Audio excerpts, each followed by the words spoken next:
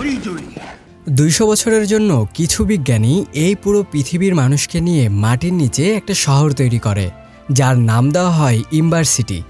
সম্পূর্ণ ভিন্ন ধরনের গল্প নিয়ে 2004 সালে মুক্তি পাওয়া সার্ভাইভাল অ্যাডভেঞ্চার মুভি, যার নাম সিটি অফ ইম্বার।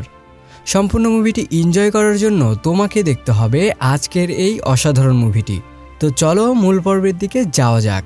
আর যাওয়ার আগে তোমার কাছে আমার একটাই অনুরোধ, আর সেটা হলো তুমি যদি আমাদের এক্সপ্লেনটি প্রথম দেখে থাকো তাহলে এখনই আমাদের চ্যানেলটি সাবস্ক্রাইব করে নতুন একজন সদস্য হয়ে যাও।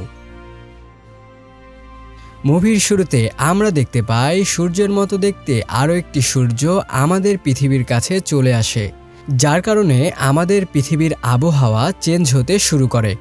বিজ্ঞানীরা বুঝতে পারে পৃথিবী এখন বসবাসের জন্য উপযুক্ত নয়, তাই কিছু বিজ্ঞানী মাটির অনেক গভীরে একটা ভিন্ন ধরনের শহর তৈরি করে এবং শহরটির নাম দেওয়া হয় এম্বার সিটি।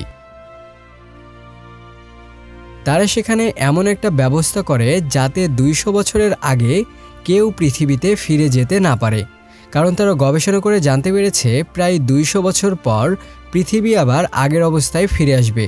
তাই সেই বিজ্ঞানীরা একটা বক্স তৈরি করে এবং যেখানে 200 বছরের একটা টাইম সেট করে, আর সেই বক্সের মধ্যে একটা নথিপত্র রেখে দেয়, যেটার সাহায্যে 200 বছর পর এই মানুষগুলো আবার পৃথিবীতে ফিরে যেতে পারে। আর মাটির নিচেই তারা মানুষের বসবাস উপযোগী সকল উপাদান যেমন মাটি, পানি, বায়ু এগুলো মজুত করে রাখে মাত্র 200 বছরের জন্য। 200 বছর পর এগুলো আস্তে আস্তে ফুরিয়ে যাবে। আর তারা যেই বক্সটি তৈরি করেছে তা সর্বপ্রথম সেখানকার মেয়রের কাছে হস্তান্তর করে। এরপর সময়ের পরিবর্তনের ফলে যখন যেই মেয়র সেখানকার দায়িত্ব পায় তখন তাকে সেই বক্সটি তার হাতে পাস করা হয়। কিন্তু 7 নম্বর মেয়র যখন সেখানকার দায়িত্ব পায় তখন বক্সটি তার কাছেই থেকে যায়, আর তিনি অন্য মেয়রের কাছে পাস করার আগেই তার মৃত্যু হয়। এবং বছরের পর বছর চলে যাওয়ায় মানুষজন এই বক্সটির কথা ভুলে যেতে থাকে। আর ঠিক সময় মতো 200 বছর পর সেই বক্সটি অটোমেটিকভাবে খুলে যায়, কিন্তু সেই বক্সটির ভেতরে কি রয়েছে তা দেখার মতো এখন আর কেউ ছিল না, কারণ সবাই এই এম্বার সিটিকে তাদের নিজেদের শহর মনে করতে শুরু করেছে, আর তাদের শহরের বাইরে যে পৃথিবী আছে সেটা তারা ভুলেই গিয়েছে। এরপর আমরা সেই এম্বার সিটি দেখতে পাই, যেখানে কিনা এখানকার জনগণই শহরটিকে পরিচালনা করে এবং এই শহরের প্রতিটা মানুষ কোনো না কোনো কাজ করে শহরটিকে টিকে রেখেছে। আর কে কোন কাজ করবে তা নির্ধারণ হয় লটারির মাধ্যমে। এবং এই শহরে আধুনিক প্রযুক্তির তেমন একটা ব্যবহার ছিল না, তাই সব কাজ মানুষ নিজেরাই করে থাকে। আর এখন যেহেতু 200 বছরের বেশি সময় পার হয়ে গেছে, তাই এখানে বিদ্যুতের জন্য যে জেনারেটরগুলো বিজ্ঞানীরা বানিয়েছিল সেই জেনারেটরগুলো নষ্ট হতে শুরু করেছে, আর এই কারণে পুরো শহরে লোডশেডিংয়ের সমস্যা লেগেই থাকে। এখন আমরা একটা ছেলেকে দেখতে পাই যার নাম ডুন। ডুন লটারির মাধ্যমে কাজ পেয়েছে মেসেঞ্জারের, অর্থাৎ তার কাজ হলো শহরের সব খবরাখবর মানুষদের কাছে পৌঁছে দেওয়া। কিন্তু ডুনের এই বিষয়ে কাজ করার কোনো আগ্রহ ছিল না। তার স্বপ্ন ছিল একজন ইলেকট্রিশিয়ান হওয়ার, যেন সে এই শহরের লোডশেডিংয়ের সমস্যা একেবারেই দূর করে দিতে পারে। আসলে তার বাবাও একজন ইলেকট্রিশিয়ান, তাই সেও তার বাবার মতো হতে চায়। অন্যদিকে আমরা লিনা নামের একটা মেয়েকে দেখতে পাই যার স্বপ্ন ছিল একজন মেসেঞ্জার হওয়ার, কিন্তু লটারির মাধ্যমে তার কাজ নির্ধারণ হয় পাইপ ওয়ার্কারের, যার কারণে ডুন আর লিনা তাদের দুজনের কাজ এক্সচেঞ্জ করে নেয়। অর্থাৎ এখন থেকে ডুন কাজ করবে পাইপ ওয়ার্কারের আর লিনা কাজ করবে মেসেঞ্জারের। এদিকে দেখা যায় লিনার দাদি তাকে এই শহরের বাইরে একটা পৃথিবী আছে সেটা সে লিনাকে বলছিল, কিন্তু লিনার কাছে এই সব কথা একদমই মিথ্যা মনে হয়। এরপর দেখা যায় লিনা তার ছোট বোনকে ঘুম পাড়ানোর জন্য তার বাবার একটা রেকর্ড করা ভয়েস শোনায়, যাতে করে তার বোন ঘুমিয়ে পড়ে। তবে এখন তার বাবা আর বেঁচে নেই। একদিন লিনা তার আন্টির কাছে পৌঁছায় তার একটা মেসেজ নিয়ে। তখন তারা সেখানে একজন পাগল লোককে দেখতে পায়। সে পাগলটি সবাইকে চিৎকার করে বলছিল শহরের অন্ধকার জায়গাটিতে সে একটা বড় আকারের প্রাণী দেখেছে, কিন্তু তার কথায় কেউ বিশ্বাস করে না, আর পুলিশ তাকে ধরে সেখান থেকে নিয়ে যায়, কারণ সে নিয়ম ভেঙে ওই অন্ধকার জায়গাতে গিয়েছিল যেখানে যাওয়া সবার জন্য নিষিদ্ধ ছিল। লোকটিকে নিয়ে যাওয়ার সময় লিনা তার থেকে একটা জিনিস পরে পায়, যেটি ছিল ওই লোকটির বলা প্রাণীটির শিং। তখন লিনা বুঝতে পারে লোকটি সত্য কথা বলছিল। অন্যদিকে আমরা ডুনকে দেখতে পাই, যে কিনা মার্টিন নামের একজন লোকের সাথে কাজ করছিল। ডন পাইপের কাজ করতে এসে বুঝতে পারে তাদের এই শহর ধীরে ধীরে ধ্বংসের দিকে যাচ্ছে, কারণ শহরের পাইপলাইনগুলোতেও প্রচুর পরিমাণে সমস্যা রয়েছে। আর সেই সমস্যাগুলো সমাধান করার জন্য যে প্রয়োজনীয় সরঞ্জামগুলো দরকার সেগুলো কোনো কিছুই এই শহরে নেই, এবং জেনারেটরগুলোকে ঠিক করতে গিয়ে এখন পর্যন্ত অনেকজন প্রাণ হারিয়েছে। মার্টিন ডুনকে বলে এই সিটি প্রায় ধ্বংসের দিকে চলে এসেছে, এখানে আমরা চাইলেও এখন কিছু করতে পারবো না। আমরা শহরটির উন্নয়নের জন্য চেষ্টা তো করছি, কিন্তু উন্নয়নের জন্য পর্যাপ্ত পরিমাণ উপাদানগুলো আমাদের নেই। তাই আমরা সেই দিনটির অপেক্ষা করছি যেদিন আমাদের শহরটি পুরোপুরি ধ্বংস হয়ে যাবে। যেহেতু শহর ধ্বংস হয়ে যাবে, তাই সেখানকার সকল কর্মচারী হাল ছেড়ে দিয়েছে। এখন তারা শহরটিকে নিয়ে চিন্তা করে না। কিন্তু ডুন এই ব্যাপারটা কোনোভাবে মেনে নিতে পারে না। সে শহরের মানুষদের কথা ভেবে ড্যামেজ হওয়া পাইপলাইনগুলো ঠিক করার জন্য সে চালাকি করে মার্টিনের পকেট থেকে অ্যাম্বাসিটির পাইপলাইনের ম্যাপটি চুরি করে নেয়। এরপর সেই ম্যাপের সাহায্যে সামনে যেতে থাকে। এই পুরো শহরে অনেক বড় বড় এবং লম্বা লম্বা পাইপ ছিল, যা শহরের কেউই জানতো না। ডুম চলতে চলতে একটা রুমের দরজার সামনে পৌঁছায়, যেখানে 351 নম্বর রুম লেখা ছিল।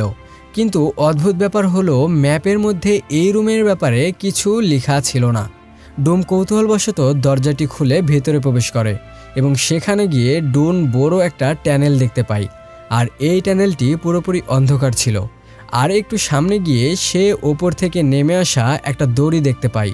ডুম দড়িটির সাহায্যে ওপরে উঠে যায়, আর সে বুঝতে পারে এটা হলো তাদের শহরের স্টোর রুম। কিন্তু স্টোর রুমগুলোতে খাবার প্রায় শেষ হয়ে এসেছে। আর তখনই সেখানকার গার্ড চলে আসে, আর তাকে সেখান থেকে বের করে দেওয়া হয়। এরপর দেখা যায় তাদের শহরে বিদ্যুৎ চলে গিয়েছে, আর এখন সবাই বুঝতে পারে জেনারেটরগুলো খুবই দুর্বল হয়ে গিয়েছে। শীঘ্রই এই শহর অন্ধকার হয়ে যাবে। বিদ্যুৎ ফিরে আসার পর লিনা তার দাদির সাথে দেখা করতে যায়। তখন তার দাদি তাকে কিছু একটা বলার চেষ্টা করছিল, কিন্তু সে ভালোভাবে বলতে পারছিল না। তখনই লিনা বুঝতে পারে তার দাদি বলছে তাদের বাড়িতে একটা বক্স রয়েছে। আসলে লিনার বংশের একজন এই শহরের মেয়র ছিল, যার হঠাৎ মৃত্যুতে সে আর পরবর্তী মেয়রকে সেই বক্সটি দিতে পারেনি। এবং দাদির কথা শুনে লিনা সেই বাড়িতে বক্সটি খুঁজতে থাকে, আর অবশেষে লিনা সেই বক্সটি পেয়ে যায়। এখন লিনা এটা বুঝতে পারে না যে সেই বক্সটির সাহায্যে সে কি করবে। এমনকি লিনার দাদি যেহেতু একজন বৃদ্ধ মানুষ, তাই সেও ভালোভাবে কিছু মনে করতে পারছিল না। এরপর লিনার কাছে একটা মেসেজ পৌঁছানোর কাজ আসে, আর এই মেসেজটি মেয়রের কাছে পৌঁছাতে হবে। এখন লিনা সেই মেসেজটি নিয়ে মেয়রের কাছে চলে যায়। লিনা সেখানে গিয়ে দেখতে পায় পুরনো সব মেয়রদের ছবি। এখানে লিনা তাদের বংশের মেয়রকেও দেখতে পায়, যার হাতে সেই বক্সটি ছিল, যেটা কিনা লিনা কিছুক্ষণ আগে খুঁজে পেয়েছে। এরপর লিনা মেসেজ পাঠানোর জন্য বর্তমান মেয়রের কাছে যায়, আর লিনা সেখানে মেয়রকে মেসেজ দিয়ে চলে আসে। এরপর লিনা খুঁজে পাওয়া প্রাণীর সেই শিংটির ব্যাপারে ডুনের সাথে শেয়ার করে। আর এখানে আমরা জানতে পারি লিনা এবং ডুনের মধ্যে ভালো বন্ধুত্ব তৈরি হয়েছে, তাই তারা একে অপরের সঙ্গে সবকিছু শেয়ার করে। ডুন প্রাণীর সেই অংশটিকে দেখে বলে এটা তো গুবরে পোকার শরীরের অংশ, কিন্তু গুবরে পোকা এত বড় কিভাবে হলো এটা সে কিছুতেই বুঝতে পারে না।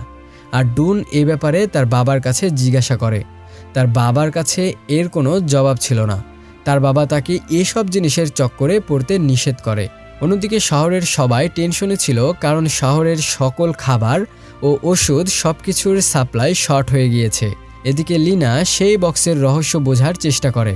লিনা সেই বক্সটির কথা ডুমকে বলে। এরপর তারা সেই বক্সের ভেতর একটা চিহ্ন দেখতে পায়, আর সেই বক্সের ভেতর কিছু টুকরো টুকরো কাগজ পড়েছিল এবং সেখানে একটা কাচের টুকরো পড়েছিল। আর সেই টুকরো কাগজগুলোকে জোড়া লাগিয়ে তারা বুঝতে পারে এখানে অ্যাম্বাসিটি থেকে বের হওয়ার সমস্ত ইনফরমেশন দেওয়া আছে। অর্থাৎ এটা হলো অ্যাম্বার সিটি থেকে বের হওয়ার রাস্তা, যেটা একটা ট্যানেলের মাধ্যমে শুরু হয়, এবং সেখানে 351 নম্বর রুমটির ব্যাপারে বলা ছিল। তাই লিনা আর ডুন সেই রুমটির কাছে পৌঁছায়। তখনই তারা সেখানে একজনকে খোঁড়াতে খোঁড়াতে পালিয়ে যেতে দেখে। এরপর তারা সেখানে কিছু খাবারের প্যাকেট দেখতে পায়, যেগুলো কিনা অনেক দামি খাবার ছিল। আর এই খাবারগুলো অনেক দিন আগেই তাদের শহর থেকে ফুরিয়ে গিয়েছিল। তাই তাদের মনে প্রশ্ন জাগে, তাদের শহরে তো অল্প দামের খাবারই পাওয়া যায় না, তাহলে এত দামি খাবার এখানে কিভাবে এলো। তখনই সেখানে সেই ভয়ঙ্কর প্রাণীটি চলে আসে, আর এটা দেখে তারা দুজনেই সেখান থেকে পালিয়ে যায়। আর লিনা দেখে ডুন যে হেলমেটটি পরেছিল সেটা তার বাবার, কারণ সেখানে তার বাবার নাম লেখা ছিল। তাই লিনা তার আন্টির কাছে তার বাবার বিষয়ে জানতে চায়। তখন তার আন্টি লিনাকে বলে, তোমার বাবার অনেক শখ ছিল এই শহর থেকে বের হওয়ার, আর তিনি বিশ্বাস করতেন এই শহরের বাইরে একটা জায়গা আছে, আর তিনি সবসময় সেই জায়গাটির খোঁজ করতেন। আর সেই জায়গাটা খুঁজতে গিয়েই তোমার বাবা মা পানিতে ডুবে মারা গিয়েছে। এবং এই কথাগুলো শোনার পর লিনা তার বাড়ির দিকে ফিরছিল, কিন্তু তখন সে লুপারকে দেখতে পায়। আর লুপার হলো সেই ব্যক্তি যে কিনা এই পুরো শহরের গার্ডের দায়িত্ব পালন করে। লুপারকে দেখে লিনা বুঝতে পারে ট্যানেলের ভেতর যেই খোঁড়ানো ব্যক্তিকে তারা দুজন দেখেছিল সেই ব্যক্তিটি লুপারই ছিল। এখন লিনার মনে অনেক সন্দেহ জাগে, তাই সে ডুনকে নিয়ে আবার সেই স্থানটিতে পৌঁছায়। আর এবার তারা ট্যানেলের অনেক ভেতরে গিয়ে দেখতে পায় এই শহরের মেয়র লুপারের সাহায্যে অনেক খাবার সংরক্ষণ করে রেখেছে। এখানে শুধু তারা নিজেদের স্বার্থের জন্য খাবার দাবার এইসব জব্দ করে সাধারণ মানুষদেরকে বোকা বানিয়েছে। আর তখন তারা সেখানে কোনো মানুষকে আসতে দেখে সেখান থেকে দৌড়ে পালিয়ে যায়। এরপর ডুন লিনার বাড়িতে আসে। সেখানে তারা লিনার বাবার একটা পুরাতন রেকর্ড করা ভয়েস শুনতে পায়। আর ডুম সেই ভয়েস ওভারের মধ্যে তার বাবার আওয়াজ শুনতে পায়, এবং সে বুঝতে পারে লিনার বাবার সাথে তার বাবাও এখান থেকে বের হওয়ার মিশনে ছিল। ডুম তখন তার বাবার কাছে যায় এবং বলে, আমি জানি লিনার বাবার সাথে তুমিও মিশনে ছিলে, এবং আমি এটাও জানি তুমি এখান থেকে বের হতে চেয়েছিলে। যেহেতু আমাদের শহর এখন ধ্বংসের দ্বারপ্রান্তে, তাই আমাদের সে অনুসন্ধান আবারও করা উচিত। কিন্তু তার বাবা চায় না ডুন আবারও মিশনে নামুক, কারণ এই মিশনের কারণেই লিনার বাবার মৃত্যু হয়েছে। অন্যদিকে লিনা মেয়রের অপকর্মগুলো সবাইকে বলতে চেয়েছিল, আর যেহেতু মেয়রের লোকগুলো মেয়রের সাথে ছিল, তাই তারা লিনাকে মেয়রের সাথে ধরে নিয়ে যায়। আর লিনা তখন দেখতে পায় মেয়রের কাছে একটা কাচের টুকরো রয়েছে, যেটা সেই কাচের টুকরোটির মতো দেখতে, যেটা ওই বক্সের মধ্যে লিনা খুঁজে পেয়েছিল। তখনই সেখানে লোডশেডিং হয়, আর এই সুযোগেই লিনা মেয়রের গলায় থাকা সেই কাচের টুকরোটি নিয়ে সেখান থেকে পালিয়ে যায়। আর যখন তারা মেয়রের কাছ থেকে পাওয়া কাচের টুকরোটির সাথে সেই কাচের টুকরোটি মিলিয়ে ফেলে, তখন সেখানে একটা কমপ্লিট চিহ্ন তৈরি হয়, যেটা জেনারেটর রুমের দরজায় ছিল। অন্যদিকে শহরের মেয়র লিনা এবং ডুনকে ক্রিমিনাল ঘোষণা করে দেয় এবং বলে যে তাদেরকে ধরতে পারবে তাকে পুরস্কৃত করা হবে। এদিকে লিনা লুকিয়ে তাদের শহরে এসে তার ছোট বোনকে নিয়ে তারা সবাই জেনারেটর রুমের কাছে পৌঁছায়, কিন্তু দুজন অনেক চেষ্টা করেও সেই জেনারেটর রুমের লকটি খুলতে পারে না। তখন লিনা ম্যাপটিকে চেক করে বুঝতে পারে জেনারেটরের কিছু চিহ্নের সাথে ম্যাপটির হুবহু মিল রয়েছে। সেখানে অনেকগুলো আলমারি রাখা ছিল। তখন তারা ম্যাপটিতে দেওয়া ক্লু অনুযায়ী একটি আলমারিকে সরায় এবং সেখানে তখন একটা রাস্তা দেখতে পায়। এরপর তারা পরের ক্লু অনুযায়ী সেখানে জাহাজের একটা স্টিয়ারিং ঘোরায়, আর সেটা ঘোরানোর সঙ্গে সঙ্গে সেখানে একটা সিক্রেট চেম্বার ওপেন হয়, যেটার ভেতর দিয়ে একটি আলমারি চলে যায়। আর এরাও তখন চেম্বারটির একদম ভেতরে প্রবেশ করে। তখন তারা দেখতে পায় তাদের সামনে একটা নদী বয়ে যাচ্ছে, আর তারা যেটাকে এতক্ষণ আলমারি ভাবছিল আসলে সেটা আলমারি ছিল না, বরং এক ধরনের নৌকা ছিল, যেটা ওখান থেকে বের হওয়ার জন্য বানানো হয়েছে। তারা দেখতে পায় সেই নৌকাটি একটি রোলারের কাছে গিয়ে ধ্বংস হয়ে যাচ্ছে, আর এই রোলারের কারণেই লিনার বাবা মা মারা গিয়েছে। এখন তারা যদি নৌকার সাহায্যে এখান থেকে বের হতে চায়, তাহলে পানির লেভেল বেশি হতে হবে, যেন তারা রোলারের ওপর দিয়ে চলে যেতে পারে। এরপর তারা পরের ইনস্ট্রাকশনগুলো পড়তে থাকে, যেখানে কন্ট্রোল রুমের ব্যাপারে বলা ছিল। তারা সেই কন্ট্রোল রুমের কাছে যায়, আর তারা সেখানে সেই লকটি দেখতে পায়, যেটা কিনা তারা মেয়রের ব্যাস আর সেই কাচের টুকরো দিয়ে বানিয়েছিল, অর্থাৎ এটাই কন্ট্রোল রুমের চাবি। তারা সেই চাবির সাহায্যে কন্ট্রোল রুমে প্রবেশ করে, আর তারা দেখে বাহিরে যত মেকানিজম আছে সেটা এখান থেকে কন্ট্রোল করা যাবে।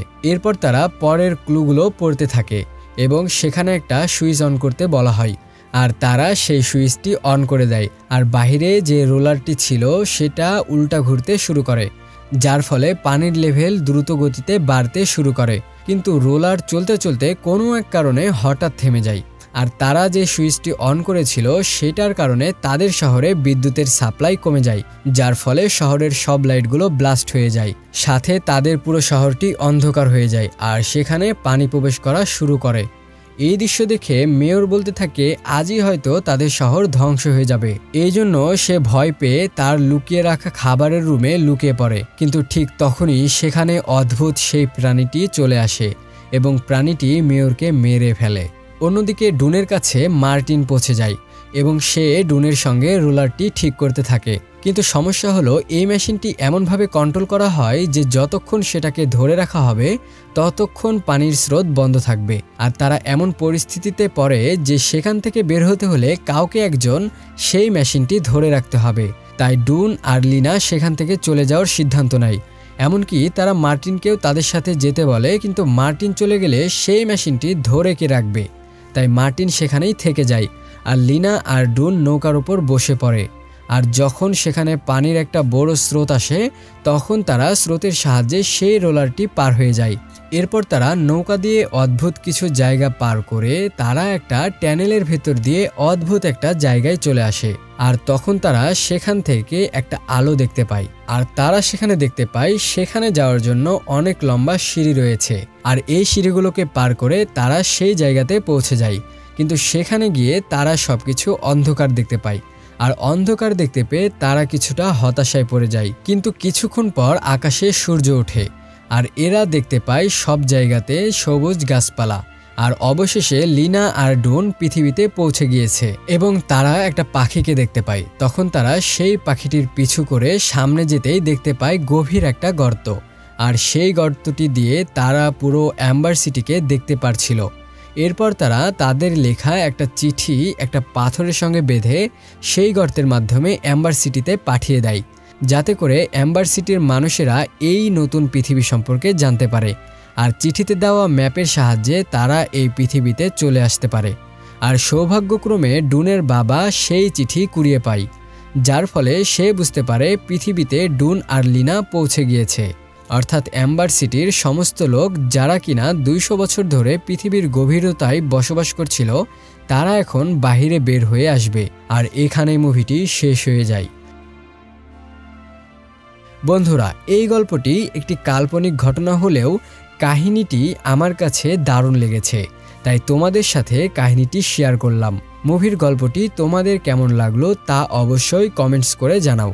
আর আমাদের এক্সপ্লেনেশনগুলো ভালো লাগলে আমাদের চ্যানেলটি এখনই সাবস্ক্রাইব করে আমাদের পাশে থাকো।